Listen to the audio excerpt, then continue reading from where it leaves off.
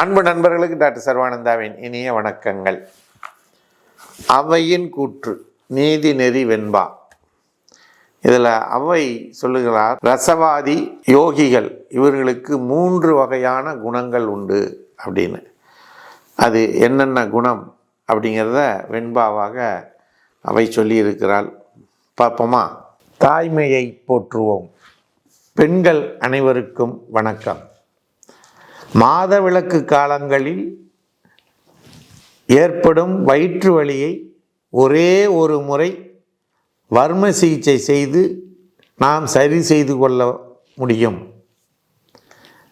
இந்த வர்ம சிகிச்சையானது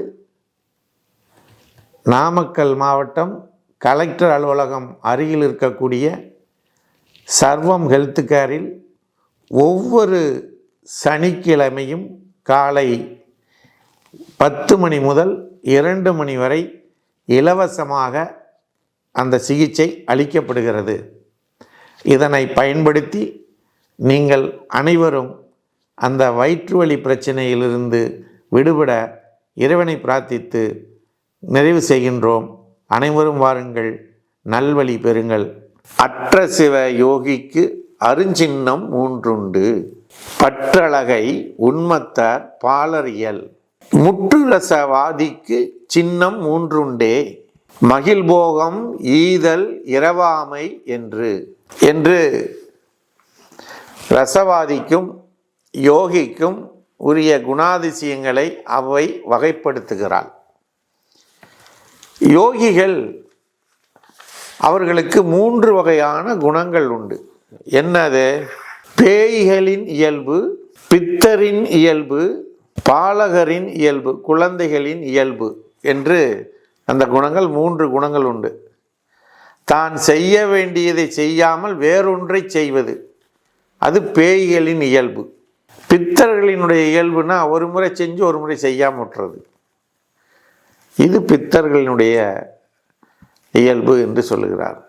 எப்பொழுதும் தவறுகளே செய்யாமல் இயல்பாக வாழ்வது, அது குழந்தைகள் இயல்பு, பாலர் இயல்பு என்று சொல்லுகிறாள். இது சிவ யோகிகளுக்கான விஷயம். அதனால தான் சிவ யோகிகள் முழுமையான பலனை அடைய வேண்டும் சென்றால் அந்த 3வது இயல்புக்கு வரணும். களங்கம் இல்லாமல் எப்பொழுதும் தான் செய்ய வேண்டிய கடமைகளை தவறாமல் செய்து வருவது, அதுதான் சிவ யோகிகளினுடைய குணாதிசயம் என்று அவை சொல்லுகிறார். சரிங்களா? அடுத்து ரசவாதிகளுக்கு 3 குணங்கள் உண்டு. ஒன்று, தாங்கள் எப்போதும் மகிழ்ச்சியாக வாழ்வது. 2, அடுத்தவர்களுக்கு தன்னிடம் இருப்பதை கொடுத்து மகிழ்ந்து வாழ்வது. 3வது, யாரிடமும் பிச்சை எடுக்காமல் வாழ்வது. இது ரசவாதிகளுடைய குணாதிசயம் என்று சொல்லுகிறார். ஆகவே நண்பர்களே, இது சிவயோகிகளுக்கு சொன்னாலும் சரி, ரசவாதிகளுக்கு சொன்னாலும் சரி, நாம் வாழ வேண்டிய சூழல் என்னவென்று சொன்னால், எந்த நிலையிலும் மகிழ்ச்சியை இழந்துவிடக்கூடாது, அடுத்தவர்களுக்கு உதவுவதை நிறுத்திவிடக்கூடாது, அடுத்து எவரிடமும் இறந்துண்டு வாழக்கூடாது. இறந்துண்டுன்னா பிச்சை எடுத்து வாழக்கூடாது. யார்கிட்டையும் கையேந்தாதீங்க. கொடுக்கின்ற கை இப்படி கொடுக்கிற மாதிரி இருக்கட்டும், இப்படி நிற்க வேண்டாம்.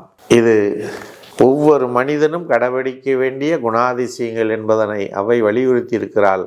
இந்த குணாதிசயங்களை கடைபிடித்து நாமும் வாழ்விலே அந்த சிவபதம் அடைவோம் என்று கூறி வாய்ப்பளித்த சர்வம் யூடியூப் சேனலுக்கு நன்றி கூறி விடைபெறுகிறோம். நன்றி, வணக்கம்.